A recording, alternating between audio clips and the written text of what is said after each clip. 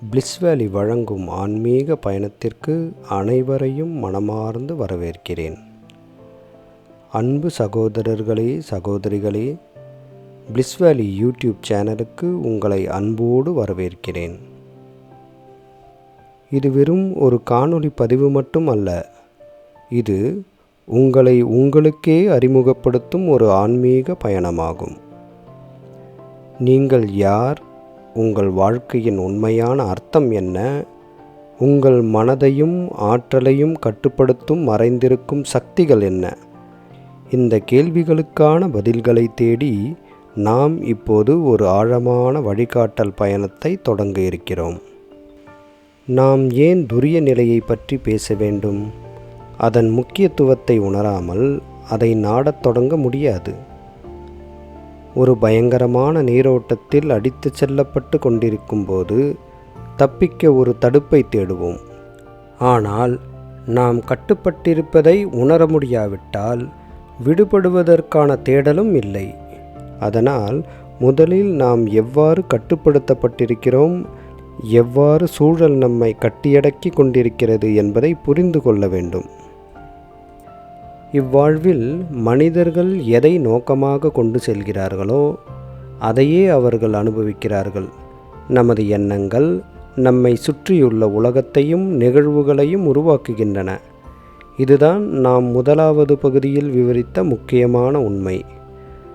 ஆனால் நம் நோக்கங்கள் தூய்மையாக இல்லை என்றால், அது தீய சக்திகளால் பாதிக்கப்பட்டால் அல்லது கர்ம சுழற்சியால் கட்டுப்படுத்தப்பட்டால், இந்த கேள்விகளுக்கான ஆழ்ந்த விளக்கங்களை நாமே இப்போது அறிந்து கொள்ளப் போகிறோம். இப்போது நோக்கங்கள் உண்மையை உருவாக்குகின்றன என்ற இரண்டாவது பகுதியை துவக்குகிறோம். தீய சக்திகள் எப்படி மனித நோக்கங்களை பாதிக்கின்றன? நம்முடைய நோக்கங்கள் நம் உண்மையை கட்டமைக்கின்றன. ஆனால் அந்த நோக்கங்களை நன்மை செய்யும் சக்திகளும் தீமையை ஊக்குவிக்கும் சக்திகளும் தாக்கம் செலுத்துகின்றன. உலகத்தில் மனிதர்கள் எப்படி ஒரு தீய பாதையில் செல்கிறார்கள்? அவர்கள் முழுவதும் தங்கள் விருப்பத்தால் அப்படி செய்கிறார்களா? இல்லை.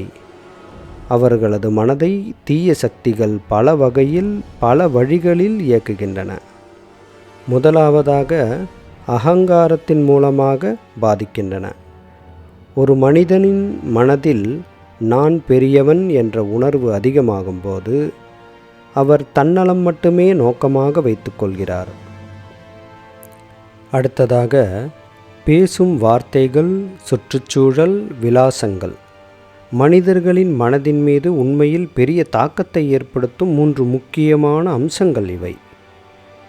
நாம் கூறும் வார்த்தைகள், எங்கு இருக்கின்றோம், எவருடன் இருக்கின்றோம், இவை அனைத்தும் நம்முடைய எண்ணங்களை வடிவமைக்கின்றன. உதாரணமாக, ஒரு நல்ல மனிதன் எப்போது தவறான இடங்களில் பேசுகிறானோ அல்லது தவறான சூழல்களில் இருக்கின்றானோ அவன் தன் அசல் நலனிலிருந்து மாறிக்கொள்கிறான். அப்படி ஏன் கூறுகிறேன் என்றால், அவனை சுற்றியுள்ளவர்கள் கூறும் தவறான வார்த்தைகளுக்கு பலியாகிறான். இது எவ்வாறு நடக்கிறது என்றால், ஒருவரின் வார்த்தைகள் மற்றவரின் மனதை மாற்றி அவனை உண்மையில் தவறான வழிக்கு இழுத்துச் செல்லும்போது அது ஒரு பெரிய ஆபத்தாக மாறும். ஒரு நல்லவரையும் கூட தீய வழியில் ஈர்க்க மெதுவாக செயல்படும் தீய தாக்கங்கள் உள்ளன. அடுத்ததாக போட்டி மனப்பான்மை.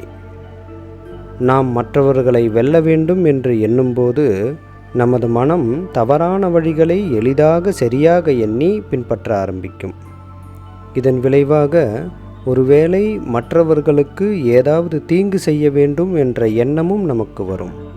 இதனால் நாம் தவறான செயல்களை சரி என்று எண்ணிக்கூட செய்யும்போது அது நமது மனதில் தவறான பற்றுகளை உருவாக்கும். அதனால் நாம் உண்மையில் நமது இதயத்தின் உண்மையான ஆசைகளிலிருந்து விலகி போகின்றோம்.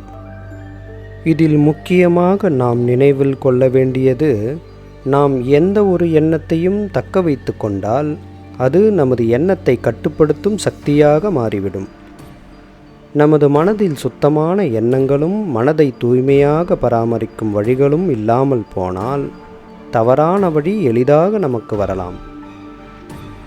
நமது மனதில் தோன்றும் எண்ணங்கள் உண்மையாகவே நம்முடையவையா அல்லது அதை தீய சக்திகளின் காரணமா என்பதை குறிக்கோளாக வைத்து ஆராய்ந்தால்தான் நாம் நமது உயிருக்கும் ஆன்மாவுக்கும் பாதுகாப்பாக வாழ முடியும்.